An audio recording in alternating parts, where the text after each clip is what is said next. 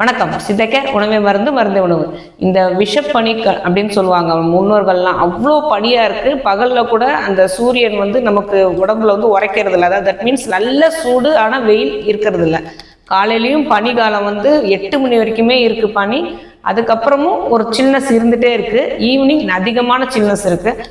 இந்த பனி காலத்தை வந்து நம்ம கடந்து வரணும் அப்படின்னா, ஒரு சளி பிடிக்காமல் இருமல் இல்லாமல் கடந்து வரணும் அப்படின்னா, இதுக்கு முன்னாடியே நம்ம என்ன செய்யணும்னா, உடம்பு வந்து அதிகமான குளிர்ச்சி இருக்கும் போது இந்த இடத்துலலாம் ஃபுல் அண்ட் ஃபுல் நீர் போத்துக்க ஆரம்பிக்கும், சளி பிடிக்க ஆரம்பிக்கும். அதுக்கு என்ன பண்ணலாம் அப்படின்னா, உடம்பை கொஞ்சம் சூடாக வச்சுக்கிறதுக்கு கொஞ்சம் வெதவெதப்பான தண்ணி தான் குடிச்சிட்டே வரணும். அதே மாதிரி சுக்கு மல்லி காஃபின்னு சொல்லுவாங்க, நம்ம பெரியவங்கெல்லாம் போடுவாங்க. நமக்கு வீட்லேயும் தெரியும்.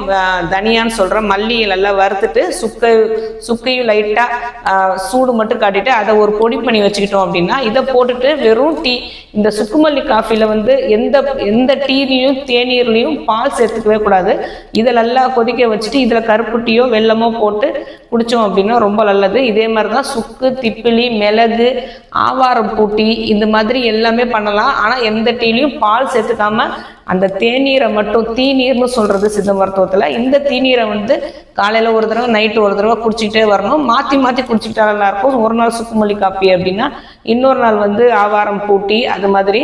அதேமாதிரி சுக்கு, திப்பிலி, மிளகு இதெல்லாம் தட்டி போட்டு ஒரு தடவை செஞ்சு குடிக்கலாம். அதுக்கு அப்படி இல்லைன்னா உங்களுக்கு சிறு காஞ்சு வேர், ஆவாரம் பூ வேர் எல்லாமே வேர்களாக கிடைக்கும். நிறைய வேர்கள், ஆடாத்தோட இலை, இது எல்லாமே உடலுக்கு உஷ்ணம் தரக்கூடியது. என்னென்ன வேருன்னு லைனாக ஒன்று ஒன்றா சொல்லிக்கிட்டே வரேன். ஆவாரம்பூ, அருகம்பூல், வில்வம், நிலவேம்பு, துளசி, ஓமவல்லி, ஆடாத்தொடை, செம்பருத்தி, தூதுவளை, நஞ்சருப்பான், அப்படி இல்லைன்னா சுக்கு, திப்பிலி, லவங்கம், சிறுகாஞ்சூவேர், அக்ரஹாரவேர், முள்ளிவேர், கடுக்காய்த்தோல், ஆடாத்தொடை இலை, கற்பூரவல்லி, கோஷ்டம், சீந்தில் தண்டு, சிறுதேக்கு, நிலவேம்பு, வட்டத்திருப்பி, இது எல்லாமே நல்ல கடைகளில் உங்களுக்கு எப்படியும் கிடைக்கும். இதில் ஏதாவது ஒன்றுத்த ஒரு நாள் ஒவ்வொரு நாளாக ஒவ்வொரு டீனராக குடிச்சிக்கிட்டே வரணும். இது மூலிகை சம்மந்தமானதும் இருக்கலாம், இல்லை நமக்கு அடிக்கடி கிடைக்கிற ஆடாத்தொடை இலையை கூட கிடைக்கணும். நம்ம சுற்றி நிறையவே இருக்கும்.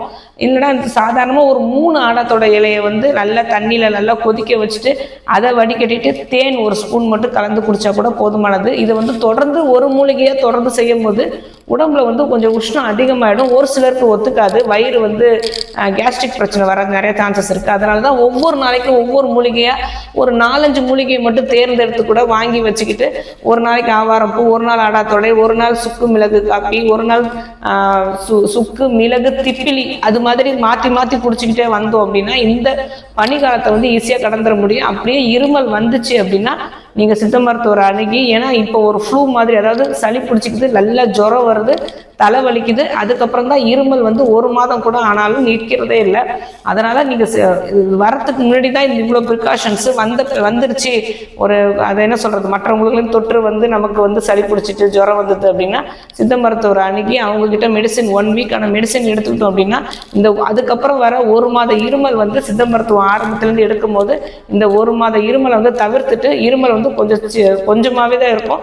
அப்புறம் நிறைய சித்த மருத்துவத்தில் திப்பிலி ரசாயனம் அப்படிங்கிற ஒரு லேகியம் கூட இருக்குது. அதை வாயில் வதக்கிக்கிட்டே இருந்தோம்னா நல்லா தொண்டையில் உள்ள சளி, நெஞ்சில் உள்ள சளி எல்லாமே கரைஞ்சி இந்த இருமலை மாறாமல் நமக்கு பாதுகாக்கலாம். அதே மாதிரி இது வரத்துக்கு முன்னாடி இந்த மாதிரி சின்ன சின்ன தீநீர் விஷயம், தேநீர் குடிக்கிறது, டீ குடிக்கிறது, இந்த மூலிகைகளை போட்டு குடிக்கிறது அப்படின்னு சிறு குழந்தைகளுக்கும் சரி பெரியவங்களுக்கும் சரி கொடுத்துட்டு வந்தோம் அப்படின்னா இந்த பனிக்காலத்தை ஈஸியாக நம்ம கடந்துடலாம். ஆரோக்கியமாக வாழ்வோம். வேறு எதை பற்றி பேசணும்னு நினச்சாலும் சரி தாராளமாக கமெண்ட் பண்ணுங்கள். உங்களுக்கு எந்த நோயாக இருந்தாலும் தீர்வு கட்டுறதுக்கு சித்தா கேரை அணுகுங்க.